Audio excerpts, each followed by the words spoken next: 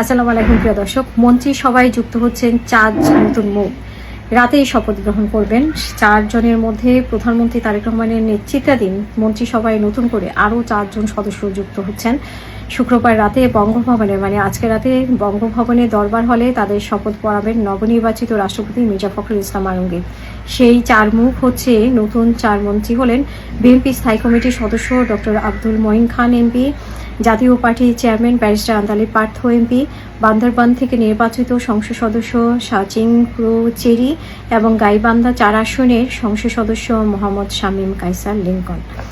এটা বলা হয়েছে এবং মন্ত্রী পরিষদ বিভাগের সূত্র জানিয়েছে যে মন্ত্রিসভায় আরও রদবদল হতে পারে, আরও কিছু রদবদল হতে পারে নিজস্বদের মতে। সেগুলো হচ্ছে যে বিমান মন্ত্রণালয়, কৃষি মন্ত্রণালয়, খাদ্য মন্ত্রণালয়, বিদ্যুৎ ও জ্বালানি মন্ত্রণালয়, স্থানীয় সরকার মন্ত্রণালয় এবং তথ্য ও সম্প্রচার মন্ত্রণালয় পরিবর্তন আনার সম্ভাবনা রয়েছে। এদিকে নতুন রাষ্ট্রপতির শপথ অনুষ্ঠানের জন্য বঙ্গভবনের দরবার হলে প্রস্তুতি সম্পন্ন হয়েছে এবং রাষ্ট্রপতির প্রেস সচিব মোহাম্মদ সারওয়ার আলম শপথ অনুষ্ঠানের সব আয়োজন শেষ করেছে। মন্ত্রী পরিষদ বিভাগের কর্মকর্তারা জানিয়েছেন যে রাষ্ট্রপতির শপথ অনুষ্ঠানে 1200-ও বেশি অতিথিকে আমন্ত্রণ জানানো হয়েছে এবং শুক্রবার সন্ধ্যায় 7:30টায় বঙ্গভবনের দরবার হলে রাষ্ট্রপতি হিসেবে শপথ নেবেন মির্জা ফখরুল ইসলাম আলমগীর। ভারপ্রাপ্ত স্পিকার কায়সার কামাল তাকে শপথ বাক্য পাঠ করাবেন। অনুষ্ঠান পরিচালনা করবেন মন্ত্রিপরিষদ সচিব নাসিমুল গনি, যার নামও অনেক সময় এসেছিল যে তিনি রাষ্ট্রপতি হবেন কিনা। অনেক নতুন নতুন খবর আছে ইরান যুদ্ধ নিয়ে। ইরান আর যুক্তরাষ্ট্রের যে যুদ্ধ চলছে সেটি নিয়ে আপনারা প্রতিনিয়ত আমার কাছ থেকে অনেক বিশ্লেষণ শুনতেন না। গত কয়েকদিন আমি এই বিশ্লেষণ থেকে একটু দূরে ছিলাম। আজকে কিছু খবর এসছে বলে আপনাদের সামনে বিশ্লেষণ নিয়ে আবার এসেছি। প্রথমত, এখন যুক্তরাষ্ট্র পাগল হয়ে সর্বশেষ অবস্থানে রয়েছে।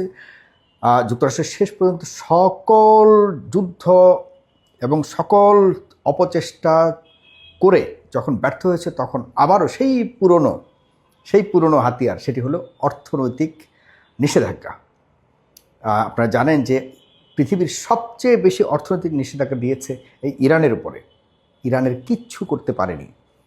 ইরানে কিন্তু আজ থেকে বহু বছর প্রায় 20-25 বছর ধরে কিন্তু ইরান যুক্তরাষ্ট্রের অর্থনৈতিক নিষেধাজ্ঞার অধীনে রয়েছে, যে কারণে ইরান সারা বিশ্বে কিন্তু সব দেশের সাথে আমদানি রপ্তানি থেকে শুরু করে অন্যান্য আর্থিক যে বাণিজ্য রয়েছে সেসব কিছুই করতে পারেনি দীর্ঘদিন ধরে। তবুও ইরানের মানুষ বর্তমানে, ইরানের সরকার, ইরানের জনগণ সবাই কিন্তু ঐক্যবদ্ধ হয়ে এই যুক্তরাষ্ট্রের বিরুদ্ধে আজকে প্রায় 5 মাসের ঊর্ধ্বে লড়াই করে আসছে।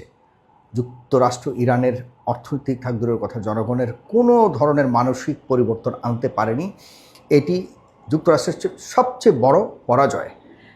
এর মাঝে আপনারা জানেন সেই 28 ফেব্রুয়ারি থেকে ইরানের উপর বিভিন্ন ধরনের বোমা বর্ষণ থেকে শুরু করে স্মরণকালের সবচেয়ে ভয়ঙ্কর আক্রমণ করা হয়েছে ইরানের উপর। তবুও ইরানকে কোনোভাবে যুক্তরাষ্ট্রের বাগে আনতে পারেনি। এরপর অনেক নাটকীয়তা, আপনারা জানেন, একবার যুদ্ধ বন্ধ, আলোচনা, সমঝোতা, এরপর দ্বিপাক্ষিক ইসলামাবাদ এগ্রিমেন্ট নিয়ে অনেক আলোচনা গেছে। এগুলির কোনো কিছুই টলাতে পারেনি ইরানকে। আজ হলো কয় তারিখ? আজ হলো 21 তারিখ অগাস্ট 2026। আমি আপনাদেরকে শুক্রবার আজকে আপনাদেরকে ঢাকা থেকে কথাগুলো বলছি। প্রিয় দর্শক যারা আমাকে দেখছেন তাদের কাছে বলে রাখছি, আজকে যে ঘোষণা দিয়েছে যুক্তরাষ্ট্র, তাদের সবচেয়ে বড় রণতরী যেটি হলো আব্রাহাম লিঙ্কন, যেটি গত প্রায় কয়েক মাস ধরে 5,000 সেনা নিয়ে এবং তাদের অন্যান্য যুদ্ধের রসদ নিয়ে মধ্যপ্রাচ্যের ইরানের আশপাশের সাগরে কিন্তু আজকে প্রায় কয়েক মাস ধরে তারা পানিতে ভাসছে। তাদের কোনো কাজে লাগাতে পারেনি যুক্তরাষ্ট্র। তাদেরকে নিয়ে হুমকি ধামকি দিয়েছে এবং বলেছিল যে আমরা স্থল যুদ্ধে যাব, যে স্থল যুদ্ধের জন্য তারা অনেকগুলি আকাশ প্রতিরক্ষা বিমান, আকাশ যুদ্ধ বিমান এবং তারা রণতরী, পানির যুদ্ধের বিমান, শিপ থেকে শুরু করে জাহাজ থেকে শুরু করে অনেক কিছু নিয়ে কিন্তু গত কদিন আগেও তারা এখানে এসে ঘাঁটি গেড়েছে এবং ইরানকে মূলত কার্যত চতুর্দিকে ঘিরে রেখেছে, যাতে কোনোভাবে ইরানের সাথে কেউ কোনো বাণিজ্যিক যাতায়াত না করতে পারে। আপনারা জানেন যেটিকে ব্লকেড বলা হয়। সেটি করে রেখেছে, কিন্তু ইরানকে তবুও কাবু করতে পারেনি। ইরান বলেছে আমাদের সার্বভৌমত্ব অংশ হিসেবে আমরা যেমনটি হরমুজ প্রণালীকে দেখি, আমরা আমাদের দেশে যে পরমাণু শক্তি প্রসেস চলছে, যেটি ইউরেনিয়াম এনরিচমেন্ট যেটাকে বলে, সেটির ব্যাপারেও আমরা আপাতত যেভাবে আগে ছিলাম ঠিক তেমনিভাবে এখনও আছে। কিন্তু যুক্তরাষ্ট্র তাদের এক একবার এক এক মন গড়া কথা বলে বলে কিন্তু যে পৃথিবীর মানুষকেও যেমন বিভ্রান্ত করছে, তাদের দেশের মানুষও বিভ্রান্ত হচ্ছে এবং ইরানও বিভ্রান্ত হচ্ছে। ইরান কোনোভাবে আসলে যুক্তরাষ্ট্র আর কোনো কথাকেই বিশ্বাস করছে, কারণ যুক্তরাষ্ট্র আসলে এখানে কী চায় তারা নিজেরাও জানে। তারা এক একবার বলছে আমরা হরমুজ প্রণালী আমাদের নিজেদের করে নিব যখন ইরানের সাথে আমাদের যুদ্ধ শেষ হবে। মানে যুক্তরাষ্ট্র 15,000 কিলোমিটার দূরে থাকা আরেক দেশের ইরানের নিজস্ব সম্পদ নিজেদের, এটি কোনো আন্তর্জাতিক নৌ পথও না, এটি সম্পূর্ণভাবে বারবার বলেছি আপনাদেরকে, এটি নিজেদের সম্পদের উপর দিয়ে যাওয়া একটা গুরুত্বপূর্ণ নৌ পথের সংযোগ, যে সংযোগটি হলো হরমুজ প্রণালী বা হরমুজ স্ট্রেইট। সেটিকে তারা যুক্তরাষ্ট্রের প্রেসিডেন্ট কয়েকদিন আগে বলেছে যে আমরা এটিকে আমাদের যুক্তরাষ্ট্রের সম্পদ হিসেবে আমরা ঘোষণা করব। আর গত পরশুদিন তাদের এই বক্তব্যের প্রতিবাদে হায়দ্রাবাদে, ইন্ডিয়ার হায়দ্রাবাদে থাকা তেহরানের বা ইরানের যে এম্বাসি রয়েছে, সেই এম্বাসির থেকে তারাও আবার মজা করে কী করছে, ক্যালিফোর্নিয়া, যুক্তরাষ্ট্রের যে খুব অঙ্গরাজ্য, যেটি খুবই গুরুত্বপূর্ণ অঙ্গরাজ্য, ক্যালিফোর্নিয়াকে ইরানের অংশ হিসেবে দেখিয়ে তারা একটা মানচিত্র প্রকাশ করেছে। তার মানে এই দুই পক্ষই কিন্তু কেউ কাউকে ছাড় দিচ্ছে না। এখন বাকি রইল কি?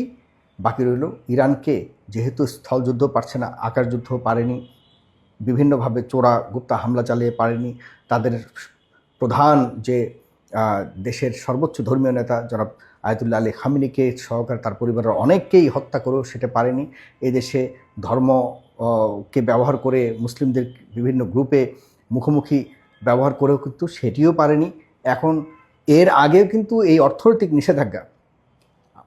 নিষেধাজ্ঞা কিন্তু অনেক বিষয়ের উপরে দেওয়া হয়েছে।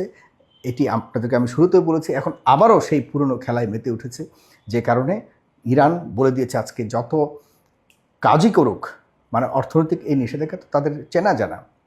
যদিও যুক্তরাষ্ট্র বলেছে আমরা এবারের অর্থনৈতিক নিষেধাজ্ঞা যেটা দেব এটি হলো সর্বকালের কী বলবো এটাকে, কঠিন একটি নিষেধাজ্ঞা দিয়ে যেতে হবে, যেখানে এমন ব্যবস্থাও তারা নেবে যে ইরানের সাথে যারাই ব্যবসা করতে যাবে, বাণিজ্য করতে যাবে, তারাও এই স্যাংশনের অধীনে যাবে এবং এই স্যাংশনের তারাও একইভাবে স্যাংশন পাবে বা অর্থনৈতিক নিষেধাজ্ঞা পাবে। এটি আজকে যুক্তরাষ্ট্রের অর্থমন্ত্রী তিনি বলেছেন। এক্ষেত্রে আপনাদের মনে রাখতে হবে চীন এবং রাশিয়া এবং মধ্যপ্রাচ্যের আরও অনেকগুলো দেশ আছে, সাউথ এশিয়ার অনেকগুলো দেশ আছে, যারা কিন্তু ইরানের কিছু কিছু খনিজ পদার্থ, বিশেষ করে তেল তো আছেই, চায়না তো বিশেষ করে